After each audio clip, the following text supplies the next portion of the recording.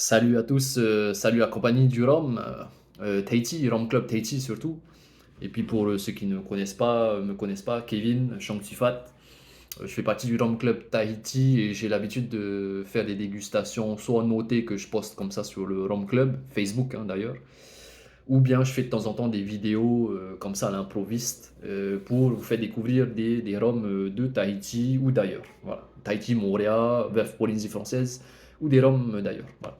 Donc ce soir, il va s'agir du rhum Manutea brut de fût ici là, VO pour Very Old, ça veut dire qu'il a 3 ans d'âge au moins. Pour celui-ci, ben, il a vraiment 3 ans d'âge, qui titre 58,9 degrés d'alcool. C'est la deuxième édition, ça veut dire le batch 2. Pour ceux qui ne savent pas, batch, ben, ça va être l'édition ou la version annuelle. Lui, c'est le batch 2. Cette année, fin août 2023, il y a eu le batch 3 que je n'ai pas encore goûté. Il va falloir que j'achète la bouteille, évidemment, pour comparer les deux. Et voilà. Alors, 3 ans d'âge, brut de fût uniquement en Bourbon, fût de Bourbon, hein, barrique de Bourbon ici, là, qui est barrique, bon, c'est écrit ici, bon, barrique numéro B43, B pour Bourbon, 43, voilà.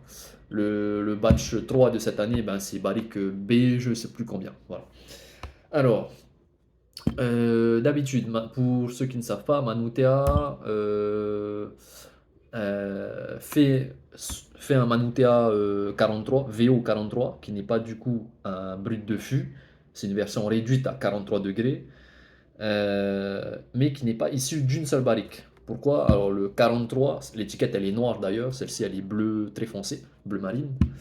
La version VO 43, 3 ans d'âge, est un assemblage des rhums de Manutea dans plusieurs fûts. Il y aura une partie, je dirais, juste pour de manière générale, hein, je sais pas les chiffres précis, il y aura 50% de l'assemblage du 43 qui va provenir d'un rhum Manutea vieilli 3 ans en fût de Bourbon, d'un côté, et idem, même rhum, vieilli 3 ans dans un fût de Banyuls. Banyuls, c'est un vin doux naturel, rouge, voilà, de France.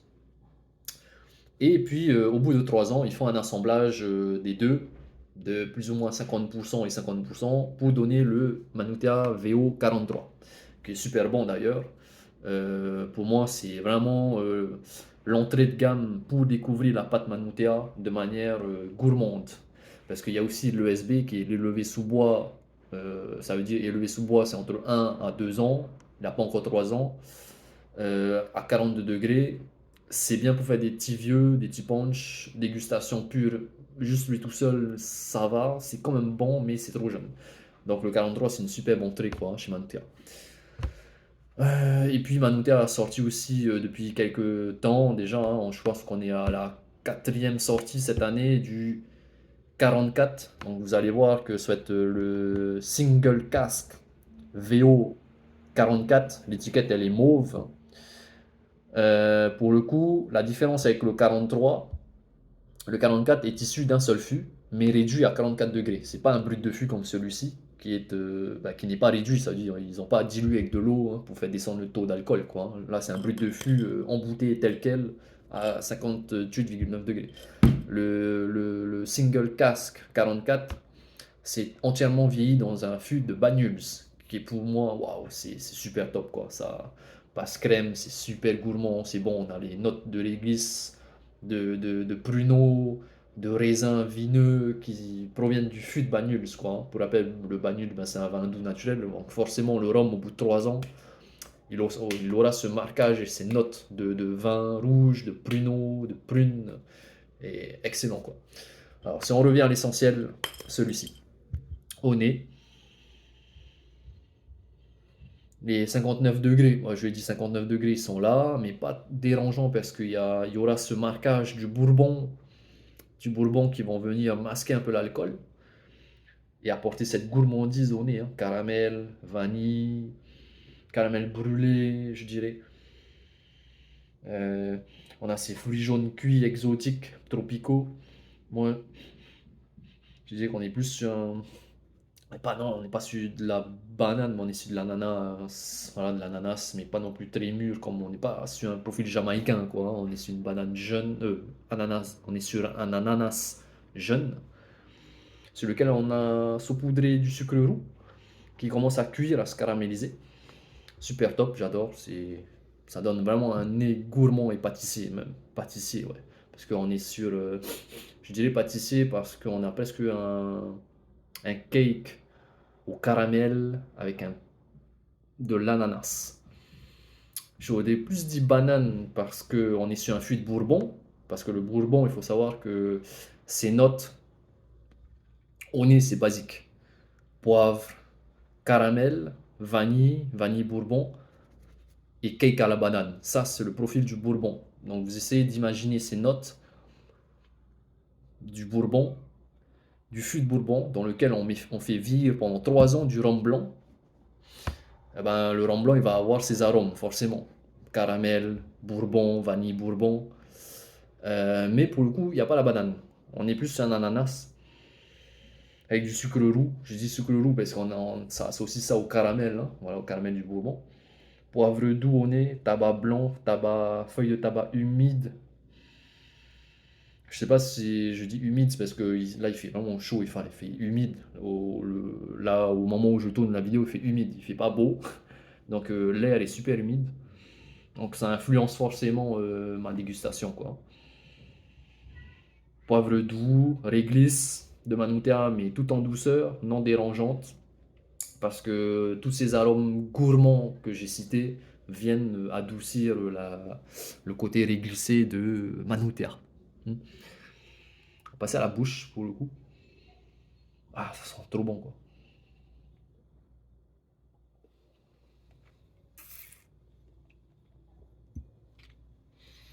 Mm, mm, mm, mm, mm, mm, mm, mm, mm.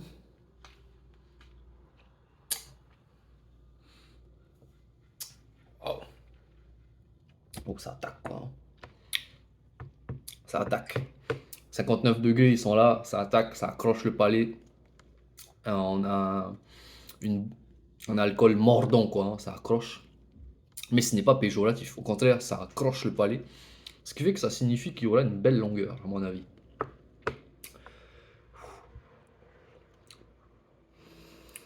Voilà, en inspirant légèrement, en envoyant de l'air dans la bouche, un filet d'air, et en expirant par le nez. Ça s'appelle la rétro-olfaction. On a beaucoup de fruits à coque qui ressortent par le nez. Il faut savoir que le goût, beaucoup de gens vont penser que le goût vient de la bouche, hein. En fait, ça provient du nez. Du nez. La langue, elle, on aura plus. C'est ce qui va donner les profils salés, sucrés, piquants. Mais le goût, les odeurs, enfin, qu'on va percevoir dans la bouche proviennent du nez. C'est pour ça que la rétro-olfaction, c'est le fait d'envoyer un peu d'air, en inspirant un peu d'air, et en expirant par le nez, va permettre de faire ressortir certains arômes qu'on n'a pas pu avoir en buvant le rhum directement. Enfin, je vais dire le rhum, le spiritueux en général, hein. Ça peut être un cognac, un armagnac, ou ce que vous voulez. La technique, elle est la même. Ah, la réglisse. Alors, on revient à la bouche. Caramel, piquant, alcool vif, non dérangeant, accroche le palais. Le poivre que j'avais au nez, c'est plutôt transformé en piment. Alors là, on va faire attention, hein. Quand je dis piment, on n'est pas sur le goût d'un piment, ok? On est sur le piquant d'un piment qui pique, quoi. Ça, c'est pas le piquant d'un poivre qui va être relativement facile à dompter, je vais dire. Mais là, on est vraiment sur le piquant qui reste sur la langue et puis ça permet de donner justement une superbe longueur à ce rhum qui a que 3 ans d'âge pourtant.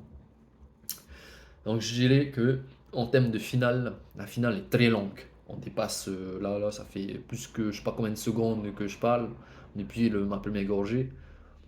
On est sur une superbe longueur. On dépasse déjà les 30 secondes, plus 30 secondes quoi, hein. Quand on atteint déjà 10 secondes, la finale, on peut dire qu'elle est longue. Oh, très longue, ça fait un peu encore plus de secondes quoi. Fruits jaunes cuits qui sont aussi là. D'ailleurs, au nez, j'ai des petits agrumes, mais des agrumes très sucrés. Une mandarine, orange, mandarine. Pas sur le citron, pas du tout. Qui pourtant, agrumes, ne fait pas du tout partie des notes qu'on pourrait déceler sur un Manutea. Alors là, pas du tout. Personnellement, hein. Attention, hein, ça c'est mon avis personnel. Mais là, oui, avec ce fût de Bourbon, ça a apporté ces notes de mandarine, d'orange, orangette, je sais pas. Euh, je pourrais pas être précis sur le type de fruit faisant partie de la famille des agrumes, mais voilà.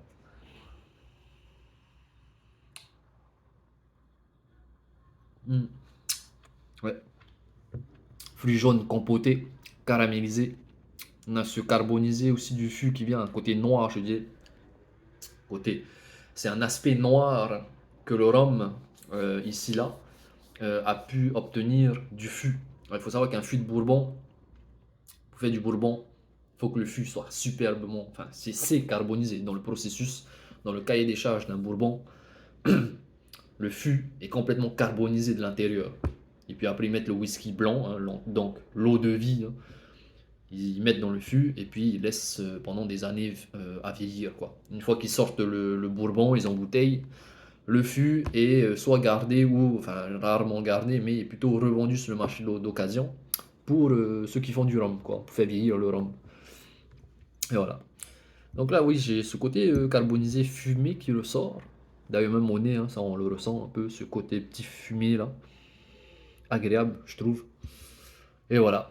Ben, belle longueur, gourmandise au nez et au palais, piquant. Alors le piquant là en bouche, ça n'a rien. On pensait pas que ça pique comme ça hein, quand on le sent, mais dès qu'on le boit, waouh, ça envoie quoi, hein, ça envoie du lourd.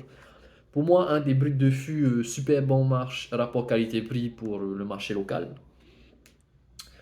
J'attends de voir ce que Manao, qu'est-ce que vous allez sortir là? Nous, on attend des choses, nous, le RCT, en termes de brut de fût, je sais pas moi.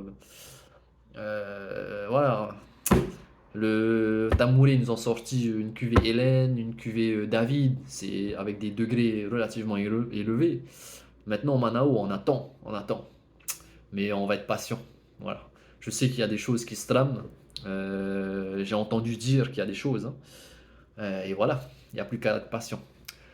Et ben pour moi, c'était tout. Passez une belle soirée pour ceux qui regarderont ça ben, dans la soirée. Et puis après, je sais pas si vous allez apprécier la vidéo ou pas, c'est pas mon problème. Mais moi, je fais ça pour le plaisir et pour partager tout ça avec vous, quoi. Et voilà. Allez, ciao ciao et à bientôt pour une prochaine vidéo.